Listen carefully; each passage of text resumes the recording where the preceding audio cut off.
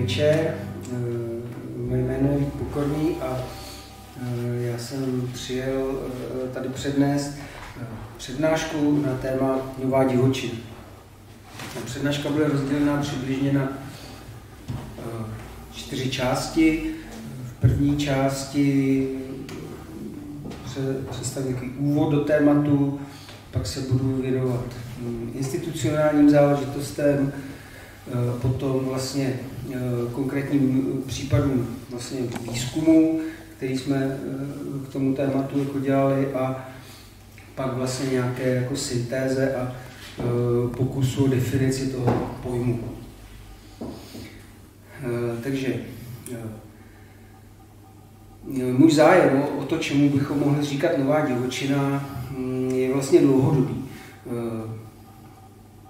Jde totiž vlastně o místa nebo o časoprostory, která všichni důvěrně známe. Jde o místa, kde jsme si hráli jako děti, kam jsme chodili jako mladí. Místa, která nikomu nepatřila, nebo kam se nesmělo chodit. Místa opuštěná, rozpadající se na okraji. Já bych si jako ilustraci dovolil použít vlastně na úvod citát z knížky Tima Edensora, která se věnuje vlastně problému ruin. A v té knize je tenhle úvod. Když jsem jako chlapec jezdil na chatu k prarodičům do Skotska, magneticky mě přitahovalo jedna konkrétní ruina. Na vrcholu strmé vesnické cesty, lemované stromořadí, která vedla od naší chaty, se rozkládal rozsáhlý bukový les. Uprostřed mezi stromy hnízdila budova, známá místním jako strašidelný dům, Haunted House. Impozantní stavba ve stylu skotské šlechty, po mnoho let opuštěna, která teď patřila sovám, kavkám a králíkům. Byla nestabilní, rozpadala se. Já a moji sourozenci jsme však ignorovali ostnatý drát a cedule s varováním před nebezpečím a prozkoumávali jsme zbytky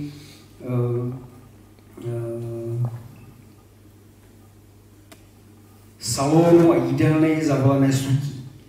Z budovy toho moc nezbývalo, jen pár zákoutí a prostorů nebylo otevřených, ale v zadní části byly luxusní prostory s ornamentálně vyřezávanými vstupními sloupy a se studnou.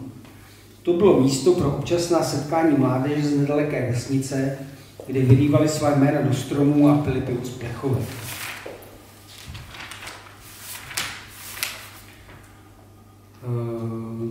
Jo. Čili tohle jsou, jako tato citace jako je důležitá z toho důvodu vlastně. Se pro opuštěný dům, rozpadlý, zakázané místo, kam chodí jako děti a mladí lidé.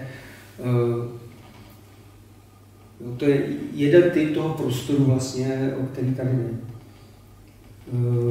Čili jedná se v jednom smyslu se jedná o ruiny vlastně. O ruiny ve smyslu starých rozpadajících se budov a památek, starého pobořeného kostela, zříceného hradu nebo popraskané a nefunkční hráze zarůstajícího rybníka. Jde o místa mimo město, kde lidé kdysi dávno žili a používali je před desítkami nebo stovkami let. Pak jsou tohle další místa. Některá z nich jsou novější, současná. Nepoužívané sklady, opuštěné nádražní budovy, vysloužilé továrny, prolky mezi domy, vysloužilé železniční tratě a zastávky, nepoužívané cesty a drolící se silnice, rozpadající se dopravníky, místa spojená s dopravní infrastrukturou, výměníkové stanice, plynová teplná potrubí, rozvody elektřiny protínající krajinu, nahodily rozeseté vraky aut nebo nepoužívaných vagónů. Otázka výchozí je, proč vlastně takováhle místa někoho přitahují. Proč jsme jako děti a mladí lidé vyhledávali, co nás na nich lákalo. Základní samozřejmě motiv je spojený s volností. se svobodou pohybu a jednání, s nepřítomností kontroly, s příchutí toho, co je zanedbané, opuštěné a zakázané. Jde o prostředí, o níž nemají lidi zájem a nechávají na pospas divokosti. Jo, která je samozřejmě obsažena také vlastně v tom dětství a mládí. Divokost, jo. Nová divočina je tady spojená s neřízeností, s možností libovolně ničit, ale taky budovat. S možností útočiště pro necivilizované, neskrocené duše, které ještě nebyly nuceny podlehnout rytmům sociálním, rytmům práce a vyčerpaného a odevzdaného odpočinku.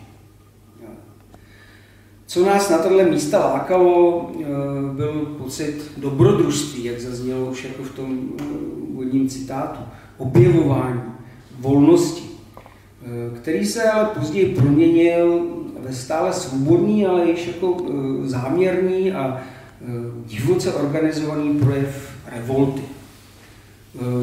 Totiž jde o kontext divoké a tehdy nově se formující alternativní, neoficiální, neinstitucionalizované kultury. Především hudební, ale také výtvarné a literární, DIY kultury, která se v 90. a 0. letech soustředila na podobných místech. V jeskyních, na loukách, ve starých továrnách, nepoužívaných železničních zastávkách, na betonových výspách říčních cest. Čili to jako úvod, evokace toho tématu, vlastně, které souvisí právě s těmihle jako místy a se vztahem k těmhle místům. Čili z téhle perspektivy je vlastně jako docela podivuhodné, že tohle jako výchozí naladění, jo, a sociokulturní propojení se okrajem, s okrajem společnosti, s okrajem města, s okrajem toho civilizovaného prostoru, se jako nějakým záhadným způsobem podařilo proměnit jako do seriózního vědeckého zájmu, který je nám umožněno vlastně pěstovat uvnitř vzdělávacích institucí a v akademickém prostředí. Dík za to patří teda především jako z mého hlediska 2 institucím, a to je Akademie věd České republiky a potom Univerzita Jana Evangelisty Purkyně v Ústí nad Labem, kde působí v obou těchto institucích. Jo. Tedy díky institucím, které podporují svobodné bádání.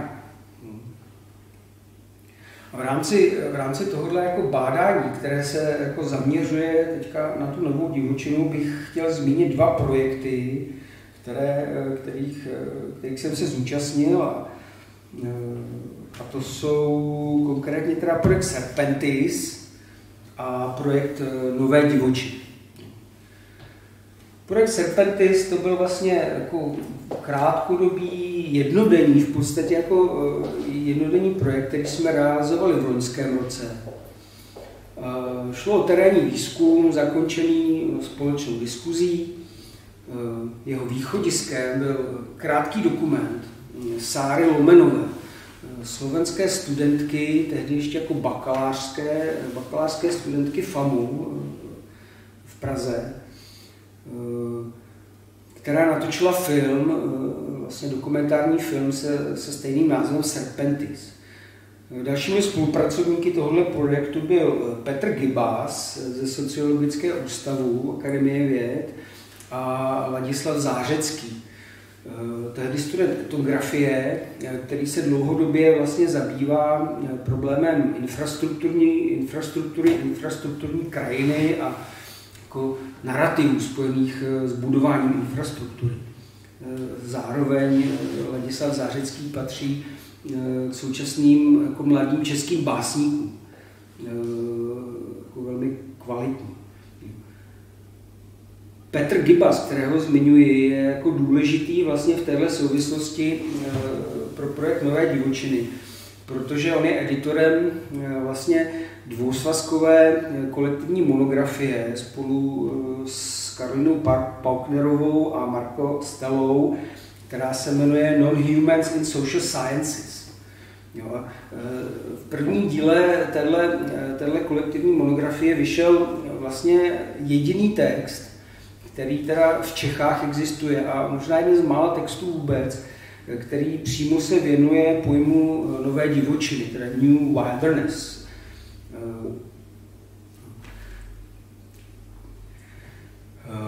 Čili to byl ten pracovní tým tohohle jako prvního projektu, který byl založen na tom filmu.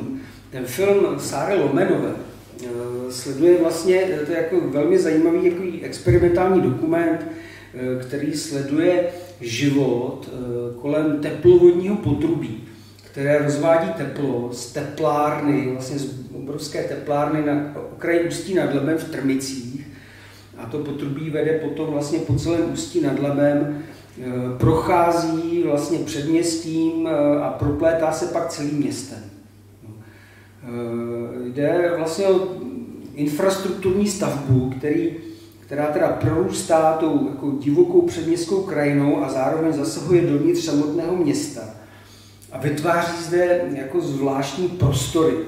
Zároveň industriální, zároveň divoké ve smyslu vyloučené, nemístné, zarostlé vegetací, ale také přístupné pro vyloučené druhy bytostí, jako jsou plevely, ptáci, bezdomovci, opilci, narkomani, hlodavci nebo teenageři.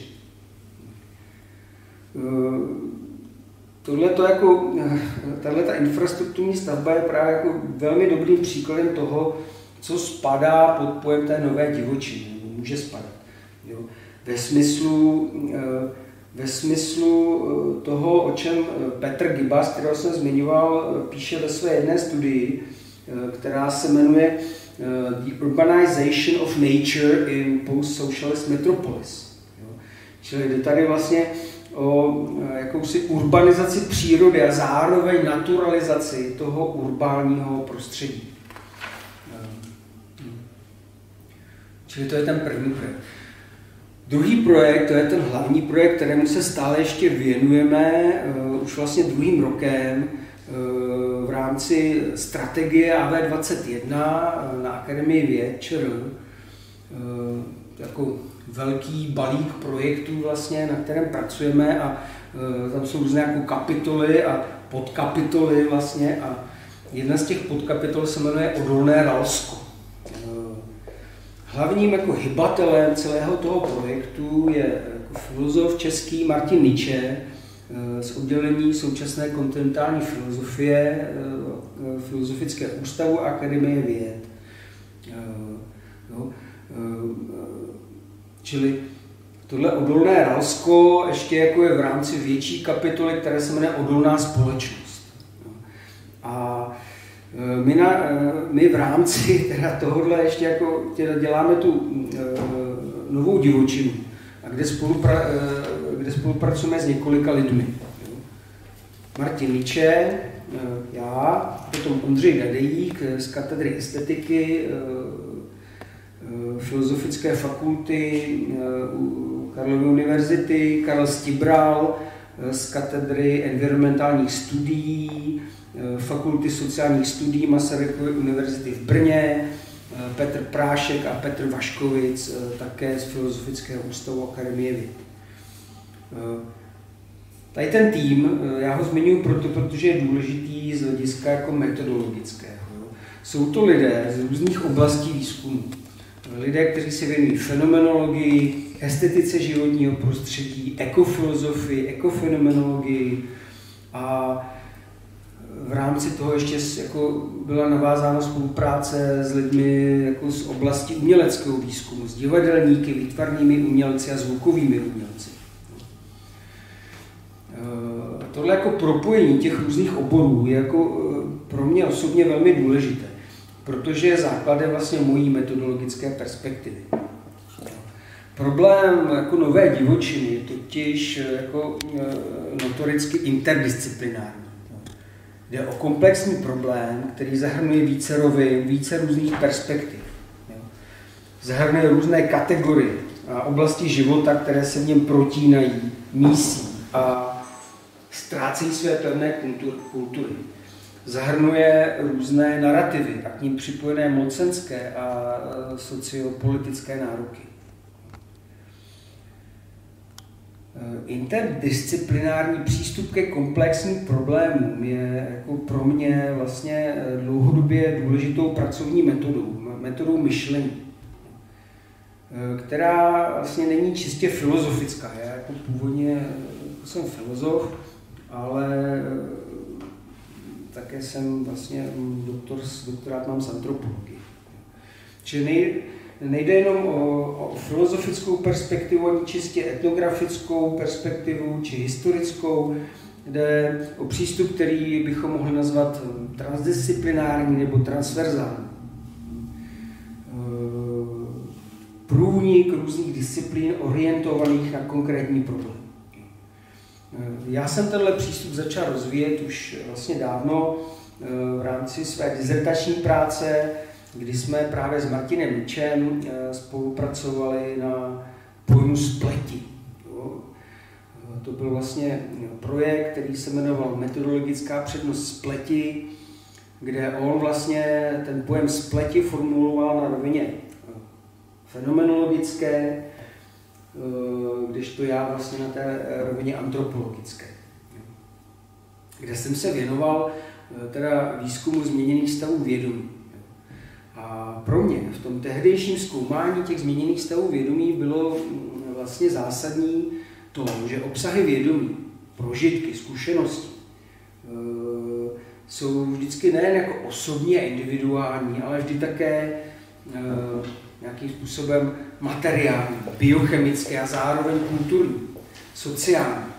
A že tedy vždy vyrůstají z nějaké jako spleti, jako předchůdné sítě všech možností. A v tomto spletitém, transverzální, transdisciplinárním zkoumání jsem pak jako pokračoval i dále ve své práci na dalších projektech, kdy ty dva zásadní byly věnované za prvé teda antropologii vnímání, kde jsme spolu s kolegy z Fakulty humanitních studií jako spolupracovali na problému antropologie smyslů, což je taky publikace, která nám vyšla společně s Janem Horským a Lenkou Martinez Novákovou. Já jsem se tomu věnoval problému hmatu především, a potom ten druhý projekt, zase jako ve větším týmu se 4 lidmi, byl zaměřený na fenomenologický výzkum zvukových prostředí, kde já si věnuju vlastně něčemu, čemu se říká rytmická analýza a respektive věnuju se problému rytmu z hlediska něčeho, čemu můžeme říkat rizomatická perspektiva.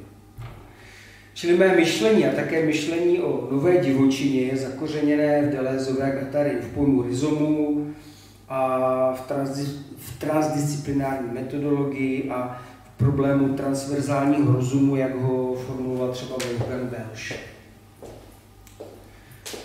A teďka zpátky k Ralsku. To byl jako ten systematický úvod nebo metodologický úvod.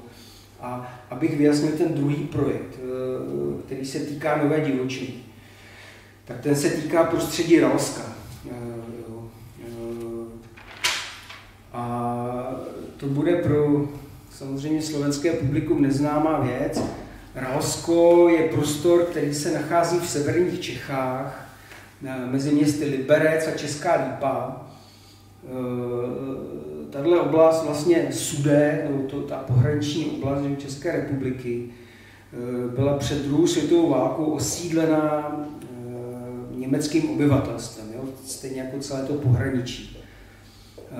To německé obyvatelstvo bylo po druhé světové válce odsunuto a celý ralský prostor, který je dnes co do rozlohy 4.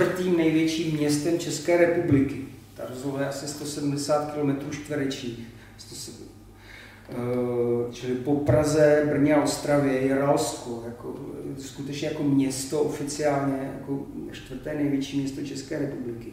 Tak potom odsunu a po té druhé světové válce tenhle jako prostor byl vlastně vojenským výcvikovým prostorem, kde působila především sovětská armáda. to místo se stalo vlastně takovou střelnicí a letištěm a prostě testovacím prostorem pro vojenské aktivity. Po to, co jsme se teda zbavili Sovětů po roce 89 a prostor se otevřel a uvolnil, tak došlo samozřejmě k jeho transformaci. Částečně se proměnil v znovu obývaná lidská sídla, zahrnuje dnes několik vesnic a osad. Ta hustota obyvatelstva je tam velice malá, ale ten prostor je jako velký. Částečně je to přírodní rezervace, kde se do přírody navracejí jako dříve vlastně už jako vyhynulé druhy, a totiž zubři. Částečně je to rekreační oblast zaměřená na turistiku a částečně zemědělská oblast zaměřená především teda jako na těžbu dřeva, která je v majetku vojenských lesů České republiky. Tohle zmiňuji kvůli tomu jako dalšímu kontextu, kvůli té otázce jako zacházení s těmi oblastmi té nové divočiny.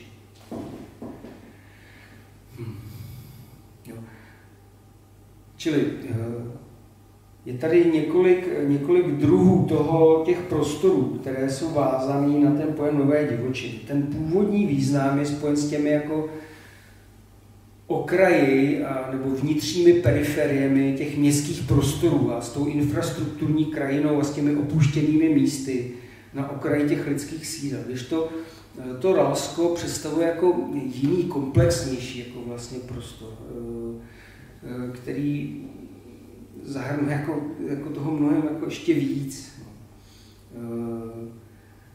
Jo, ale zároveň tady jsou jako střety a podobné procesy, které tam probíhají. Jo. Z nichž ten základní vlastně, ke kterému se ještě vrátím, je ten problém té jako destrukce a rozpadu toho prostředí. Jo. A toho opuštění vlastně. Jo, ten odsun Němců na jednu stranu, potom jako příchod té armády, nejdřív české, pak té sovětské. Jo. To znamená vlastně úplně jako zničení desítek vesnic, které tam v tom prostoru existovaly. A nejenom vesnic, ale polí a luk, jako tam probíhala jako vlastně docela jako čilá zemědělská činnost. Jo, to místo se změnilo ve střelnici a taky v průmyslově využívaný prostor, protože ta oblast Ralska je známá, že vlastně tím, že se tam těžil uran, který se potom vyvážel právě do Sovětského svazu. A doloval se tam uran nejprve tady jako důlní těžbou, ale pak chemicky. Jo, jako vlastně, že se napouštěla kyselina do půdy a rozpouštěla se ta hornina a chemicky se z toho vytahoval ten uran. Jo, čili zůstalo tam jako ten prostor byl zcela poničený, zůstalo tam spoustu ruin, vlastně z těch obcí se nezachovalo skoro nic. Stala se z toho sanační oblast, kdy ty louky a lesy jsou protkané hadicemi a trubkami a čerpají se ty chemikálie vlastně z toho podloží. Zároveň vedle toho, jak se jako to obnovuje, že jo, po tom osvobození vlastně, tak tam právě vznikají nové ekosystémy, jako savany, lesostepy, což bylo jako paradoxně právě umožněno tou jako vojenskou aktivitou, že? A tou jako průmyslovou vlastně činností. Čili dochází tam zase jako k nějaké recyklaci, k nějaké obnově, regeneraci toho prostoru, k řízenému navracení těch ohrožených druhů, a také jako vlastně obnovování toho lidského osídlení, především teda ze strany jako ale vyloučených skupin obyvatel, zejména teda Romů. Zároveň o tuhle oblast mají jako velký zájem developeři z oblasti energetiky, jo, takže se tam prolínají jako zájmy mnoha různých skupin. Čili to bylo na vysvětlení těch projektů, z kterých jako my vycházíme, že, čemu se jako věnujeme. A taky, abych jako naznačil, o jaká místa vlastně se v rámci té nové divočiny jedná. Jo. Čili v zásadě předběžně jsou to 3 typy míst. čili okrajová či atopická místa na okraji lidských sídel, vnitřní či vnější periferie měst v podstatě. Jedna věc. Potom jako ta infrastrukturní prostředí. Jo? Prostředí spojená například teda s tím potrubím, ale s dalšími jako infrastrukturními stavbami, jako železnice, že jo? Nebo elektrické rozvody, elektrická síť. No a potom jsou to právě tyhle ty jako zvláštní typy, jako jsou ty transformující se mimoměstské oblasti. Jo? Přitom to Ralsko není jediný druh tohoto prostředí. V Čechách je víc takovýchhle bývalých vojenských prostorů, znovu osídlovaných, znovu využívaných a i vlastně potom v roce 89 využívaných také mimo jiné pro ty věci, které jsem zmiňoval na začátku, totiž pro činnosti té alternativní kultury, která se tam soustředovala. Především v souvislosti jako s rave culture, že, a s techno-party kulturou. Teďka je samozřejmě otázka, jak tyhle tři druhy oblastí nějakým způsobem propojit pod jako jeden jako pojem nové divočiny. Tady zase jako bych se vrátil k té jako metodologické trošku části, totiž ten pojem, jak ho tady já jako sleduju, není nějaký jako jednoznačně vymezitelný pojem, ale je to pojem jako rizom. Je to pojem, kdy sledujeme jako jeho různé složky, jeho různé alternativy, spojení s jinými pojmy, jeho jako rozvětvení vlastně. Jeho roviny, jeho různá sousedství a metamorfózy. Tenhle přístup k tomu jako pojetí nějakého pojmu tímhle způsobem vypracovali Deleuze a Guattari především v té jako své poslední knize, že společné, a to je tak nějak, co je filozofie. No, takže to je potřeba i na paměti z toho jako metodologického hlediska, jak o tom přemýšlet. No a teďka následuje ta hlavní jako závěrečná část té přednášky, kdy se tedy jako pokusím o nějaký průzkum vlastně tohohle pojmového pole. Ta je rozdělená vlastně mám ji rozdělenou na 3 části, přičemž potom ta 4. je takový závěr. Takže první, dejme tomu, oblast je teda problém divočiny a divokosti. Jo? Co to teda jako vlastně znamená? V jakém smyslu, když mluvíme o nové divočině, v jakém smyslu teda jako máme rozumět tomu, co je to divoké vlastně, co to jako představuje. Jo? V první řadě tomu rozumím jako negativně, jako v protikladu k tomu, co je zkrocené, co je ochočené, co je ovládnuté. Divoká místa jsou místa, která jako nemáme plně pod kontrolou, která nejsou zvládnutá a nejsou využívaná a vlastně ani využitelná.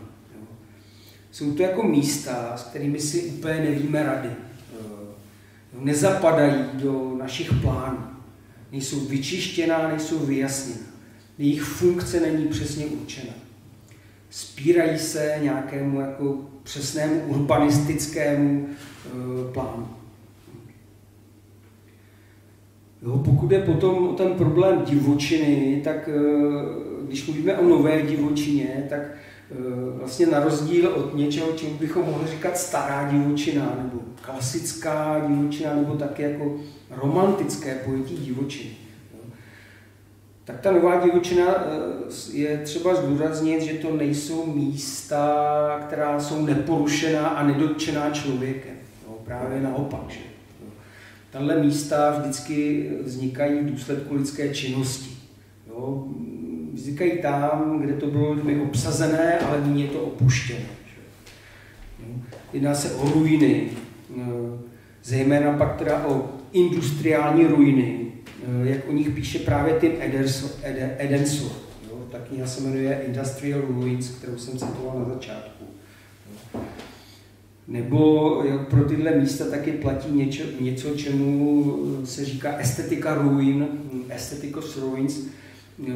Hlavní autor je tady Robert Ginsberg, jeho kniha Aesthetics of Ruins.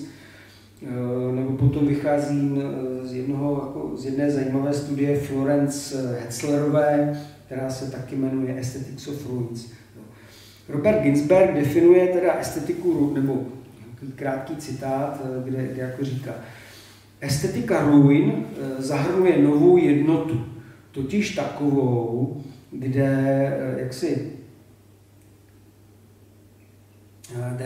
that of the work of man with the very process of nature, kde spolu s nějakým způsobem koexistují a spolupracují lidské procesy a přírodní procesy. Ale je to ještě něco jiného vlastně. Florence Hetzlerová zase uvádí. Z definice ruina je jako, já to přečtu v angličtině nejprve. By definition, a ruin is the irreparable remains of human construction that by a destructive act or process no longer dwells in the unity of the original, but may have its own unities that we can enjoy. No, čili je tady to jako, za prvý jako to prolínání lidského a přírodního, lidského a nelidského, a potom vlastně, že je tady ta destruktivní síla, to jako rozbití toho prostoru, to jako jeho opuštění, zničení, kdy se stává nepoužitelným, nevyužitelným, ale zároveň, že se otvírá jako těm jako novým možnostem.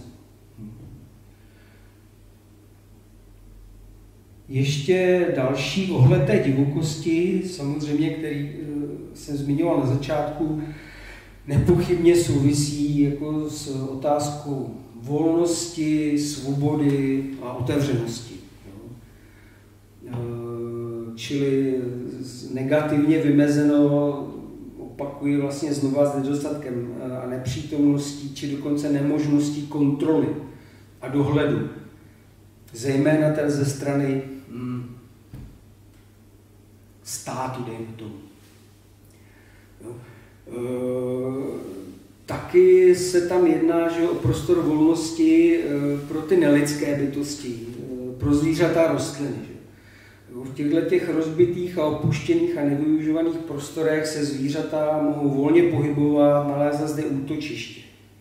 Jinde nechtěné a zničené, vymýcené rostliny, houby a lišejníky zde mohou volně růst a živit se právě rozkladem zbytků té lidské činnosti.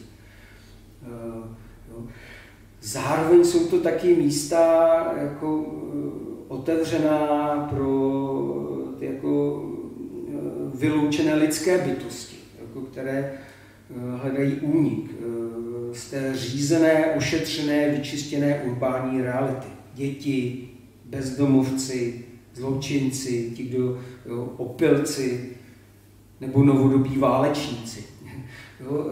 Novodobí válečníci, tady v tom smyslu ten prostor Ralska, kde se taky nachází spousta ruin a zbytků vlastně té lidské činnosti průmyslové i vlastně té sídelní, tak se stal jako prostorem, kde se pěstuje airsoft. Tam se dělají velké airsoftové akce, kde vlastně za vyloučení veřejnosti, kde tam ty lidi vlastně mohou spolu bojovat a my jsme se tam vlastně s nimi jednou setkali při tom výzkumu a jako byli jako velmi agresivní. Jo. Nechtěli vůbec, jako chtěli nás vytlačit z toho prostoru, chtěli ho mít jenom pro sebe, protože tam prostě tady budou vybuchovat granáty, jo. Běžte pryč. Čili aktivity, činnosti, které si nemůžete jako v té civilizaci dovolit, vlastně, že tak se jako provozují jako v těchto oblastech. Čili z hlediska té jako svobody je tady jako přítomná ta negativní svoboda toho úniku z toho jako regulovaného a řízeného jako prostředí, ale taky ta pozitivní svoboda spojená vlastně s tou jako možností samostatného jednání a taky s možností vlastně právě té jako tvořivé nezávislé kultury, protože že na těchto místech, jako je Ralsko, nebo jako jsou Milovice v Čechách, že, tak tam se právě pořádaly jako alternativní kulturní festivaly různé. Třeba známý Freeze Fest kdysi. Čili to je k tomu problému divokosti. Druhá rovina, druhý rozměr toho se týká už jako vlastně naznačený problému jako ambivalence, nebo neurčitosti, nebo podivnosti těchto prostorů. Já bych tady začal v této části citací z knihy, která se jmenuje Město na ruby, vágní terén, vnitřní periferie a místa mezi místy. Editorem vlastně tohle zase jako kolektivní monografie je Rada Hluzík, český sociální antropolog, a tam se říká, města nejsou jen stavby, ulice, náměstí, infrastruktura, zeleň a parky. Jo, to jsou ty funkce vlastně, to jsou ty funkce urbání, že jo, urbanistické, kdy ten prostor má vždycky vymezenou, prostě přesně stanovenou funkci, k čemu má sloužit. Jde tedy o místa s jasnou funkcí. Ale je tu i tisíce míst mezi nimi, která zdánlivě k ničemu nejsou. Některá z nich míjeme bez povšimnutí, jiná nám svým křovím, plevely a odpadky trochu nahánějí strach, další pokládáme za přírodu. Místa mezi místy, odvrácená strana města, vágní terén. Tady ten vágní terén je zajímavý. Jaký mají urbanistický, sociální a ekologický život? K čemu nás vybízí jejich svérázná estetika? Mají v dnešním světě vůbec své místo? Ještě tak 15-20 minut. Čili otázka tady k tomuhle citátu, jo, kde se teda říká místa mezi místy, která zdánlivě k ničemu nejsou, tak co tady znamená vlastně to k ničemu nejsou? Jako z jaké perspektivy k ničemu nejsou? Jo? No samozřejmě z té perspektivy, že se vymykají obvyklým funkcím městského prostoru nebo lidmi užívaného prostoru. Jsou vágní, neurčitá, divná. Není jasné, komu patří, lidé opustili, nevšímají se jich, nechtějí je. Nejsou nějak jako hezká vlastně. V tom smyslu jako příjemná, jako parky. Naopak jsou špinavá, zanedbaná, opuštěná. Jo. Není to vlastně ani žádná pořádná příroda. Jo, ve smyslu teda autonomních, lesních, horských, mořských či jiných biotopů. Jo, jsou to místa ambivalentní, neurčitá, vágní, nepatří ani tam, ani tam. Možná představují nějakou jinou kategorii, jinou než příroda nebo kultura. Nebo jsou jakýmsi podivným rozhraním mezi tím, co je umělé, artefaktuální a co je přírodní. Mezi tím, co je lidské a nelidské. Takovéto ambivalentní časoprostory jsou z hlediska své funkce, tedy vzhledem k otázce, k čemu jsou, vlastně neurčené a možná i neurčité. Čili tolik k tomu problému ambivalence. Třetí rovina toho pojmu nové divočiny se týká otázky nebo pojmu problému rozpadu, rozkladu, opouštění a obsazování. Jo, čili vlastně časovosti těch míst, jo, protože nejsou to místa, která jsou nějak statická, ale která právě jsou v neustálém jako pohybu, nějaké transformace a průměny. Nejsou to teda místa prázdná, ale vyprázdněná. Nejsou pustá, ale opuštěná. Opouštění a vyprázdňování se v nich stává výzvou k novému obsazování.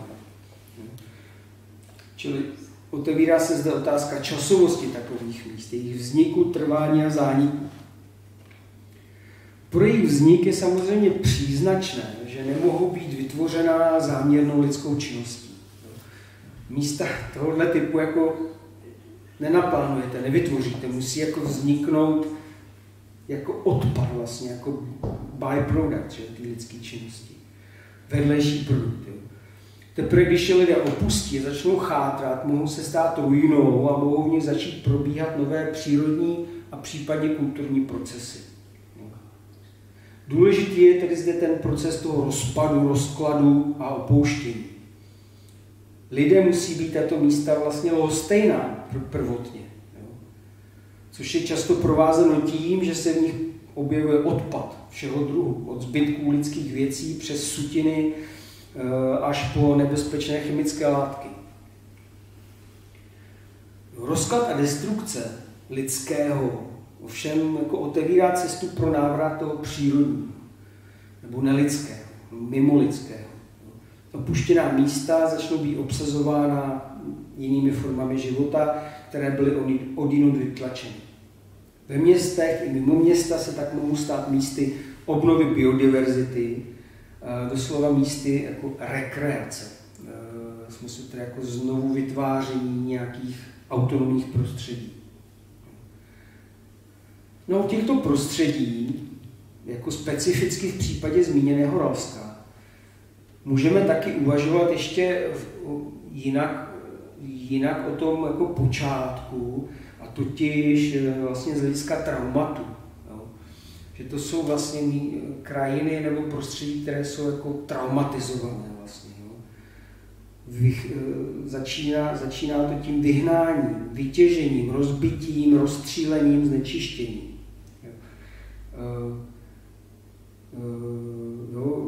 Dochází tady jako vlastně k nějakému zranění té krajiny, to zranění jako z hlediska té lidské záměrné průmyslové a technologické a vojenské a jiné aktivity.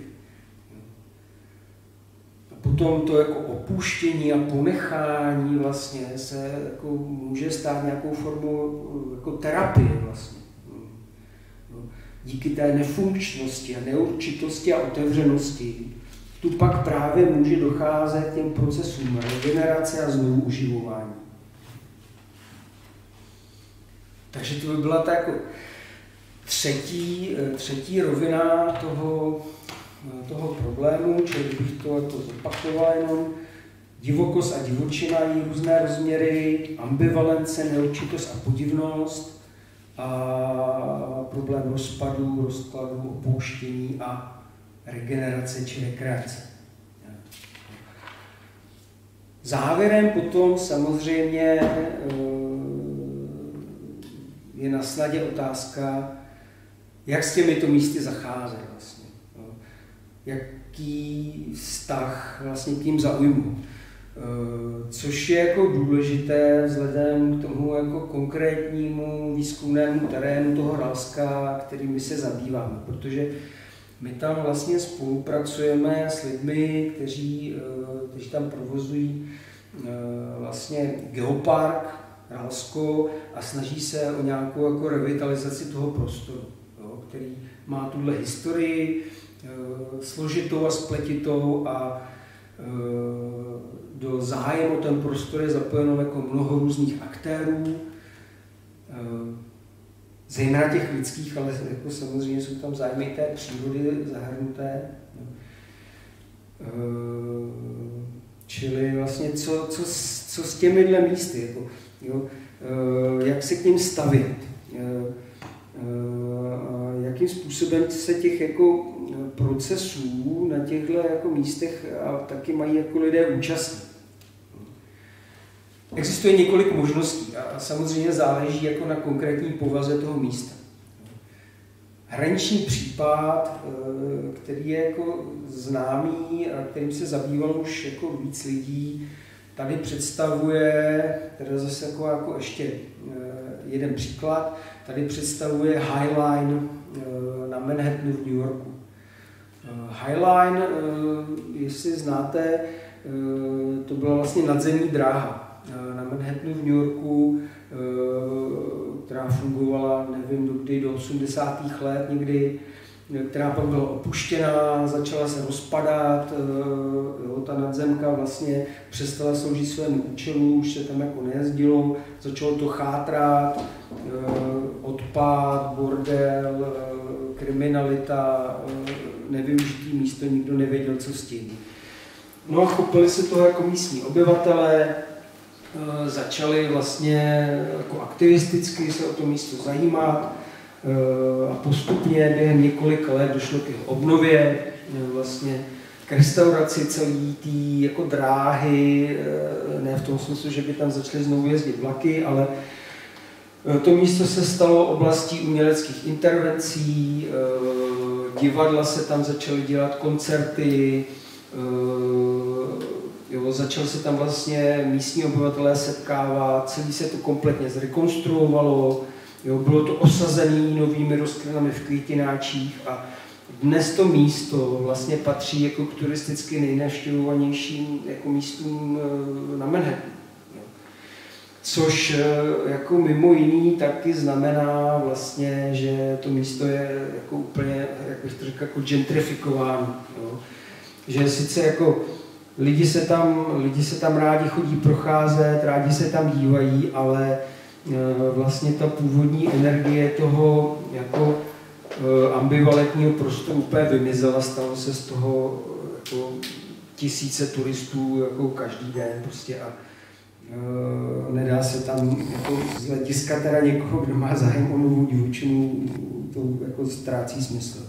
Čili to místo bylo znovu ovládnuto, znovu zkroceno, znovu jako začleněno do toho jako prostoru takovým způsobem, který není špatný samozřejmě, jo, ale jako likviduje tu jako energii toho té divokosti. Jo.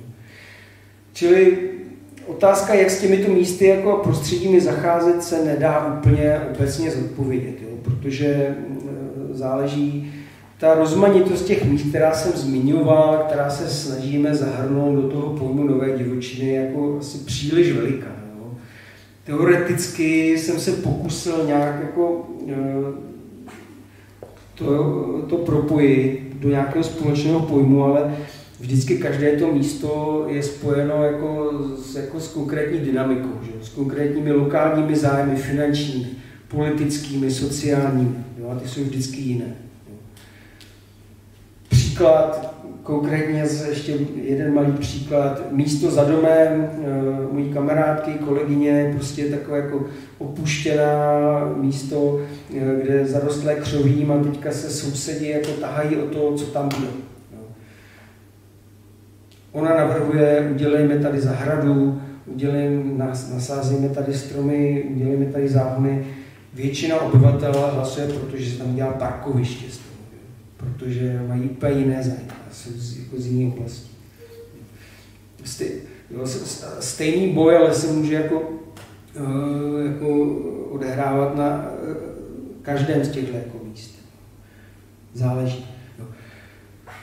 Druhá rovina, proč to nelze úplně jako zobecnit a poslední část, jako teda toho, o čem budu mluvit, se týká ještě jako úplně obecnějšího kontextu a totiž jako obecně problému jako urbání reality.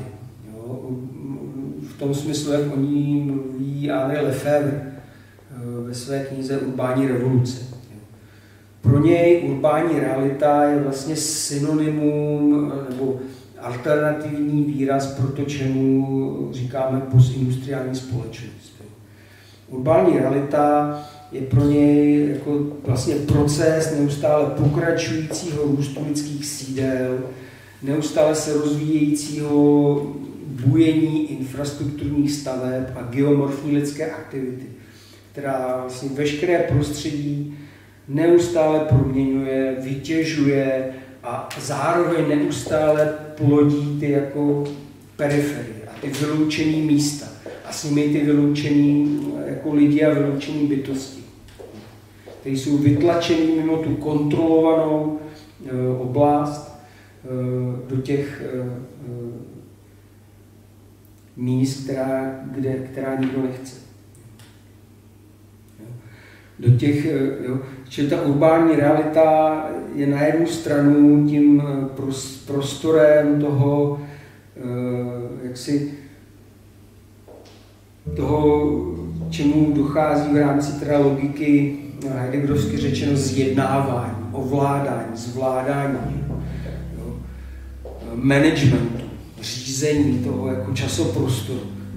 který ale jako z Lefevrova právě jako potom hlediska neustále plodí ty periferie, ty okraje, ty nemísta, který jako tu